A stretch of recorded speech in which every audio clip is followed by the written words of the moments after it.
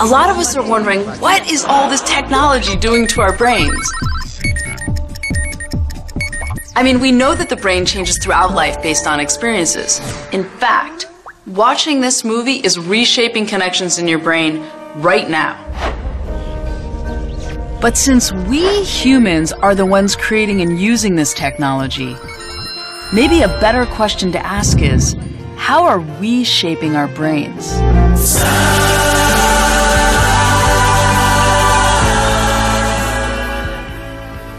There's so much about the brain that we don't know.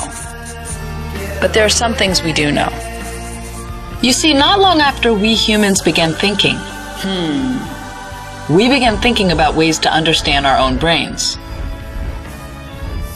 One strategy thinkers have used throughout history is to compare the brain to the newest technology of their day. The brain is a clock, a switchboard, a steam engine, a machine, a computer. And we wondered, how can today's technology help us understand the brain in a new way? So we used that technology to ask people all over the world, how do you imagine the brain? It was amazing, like all these neurons firing ideas and images back to us from all over the world.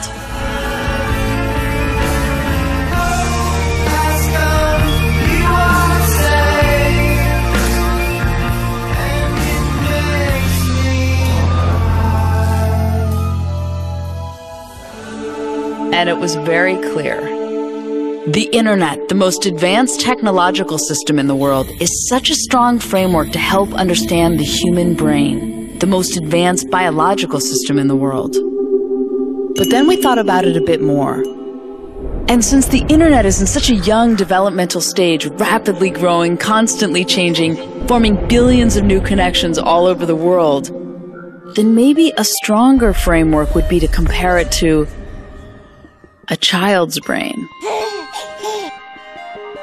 which is in a similar stage of development, rapidly growing, constantly changing, and making billions upon billions of connections between different parts of the brain. So here's the question. If we say that the internet is in a similar developmental stage as a child's brain, then what can we learn by comparing them? Let's start with size. Obviously, the internet seems like a larger entity than a child's brain. But what does that mean in terms of our analogy? We could say that a neuron in the brain would be like a web page in the internet. So let's look at the number of neurons in a child's brain compared to the number of web pages on the internet. Well, a human at any age has about 100 billion neurons in the brain. But the internet has 10 times that, 1 trillion web pages. So with this analogy, the internet is bigger. So then, which of these networks is more complex? We could say a synapse in the brain, the connection point between two neurons, is like a hyperlink, the connection point between two web pages. So are there more connections in a child's brain or on the internet? Well, the internet has over 100 trillion links. And an adult's brain has 300 trillion links. But get this, a child's brain has a quadrillion connections, 10 times the number of connections of the entire internet. A child's brain has more connections than the entire internet. Yes, it blew our minds too. How is that even possible? Let's break it down.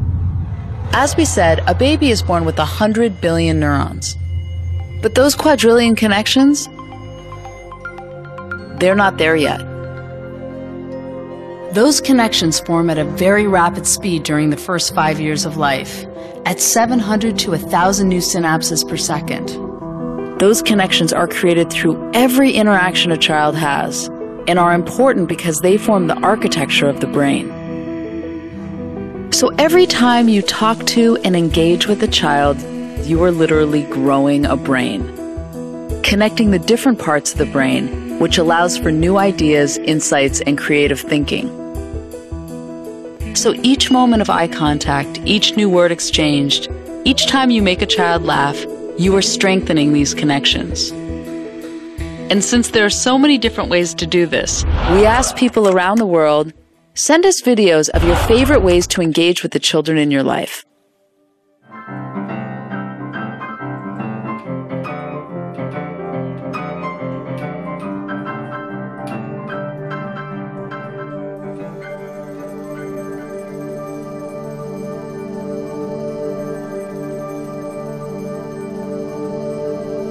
During these early years, a child's brain makes as many connections as possible. And then it begins pruning the ones that aren't used and strengthening the ones that are. A dynamic process that continues throughout life. But since a child's brain is activated by everything it encounters, it can also be overwhelmed, which causes stress. When the brain experiences stress, the body's alarm system is activated. If the stress is relieved quickly, the system easily returns to normal. And while learning to deal with stress is an important part of development, severe situations such as ongoing abuse or neglect, where there is no caring adult to relieve the stress, leaves the body's alarm system activated, which can have serious lifelong consequences for the child. This is known as toxic stress. Toxic stress can lead to a body system set permanently on high alert. It causes the synapses we use for learning and self-control to be pruned, while connections for fear and rash behavior get stronger. While the brain can change throughout the rest of life, these early years are fundamental in building a strong foundation for curiosity, creativity, and adaptability. And if we say that the internet is in the same critical stage of early development, making as many connections as possible, we also need to be mindful of how we're building its foundation. Just like every interaction creates new connections in a child's brain, every email, tweet, search, or post is creating and strengthening connections in our global brain, literally changing the shape of the internet that we as billions of people all over the world are developing together. And just as it's key for all the different parts of a child's brain to be connected to set the stage for the most insightful and creative thoughts, it's key that all the different parts of the world are connected to lay the foundation for worldwide empathy, innovation, and human expression.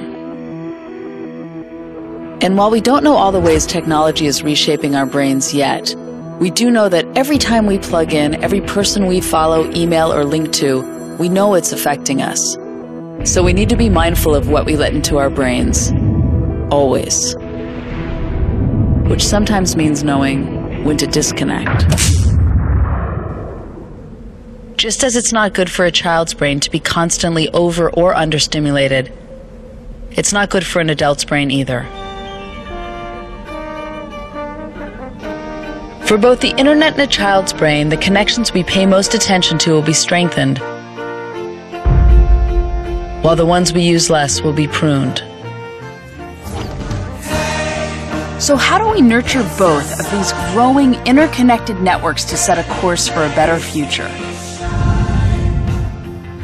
By paying attention to what we are paying attention to.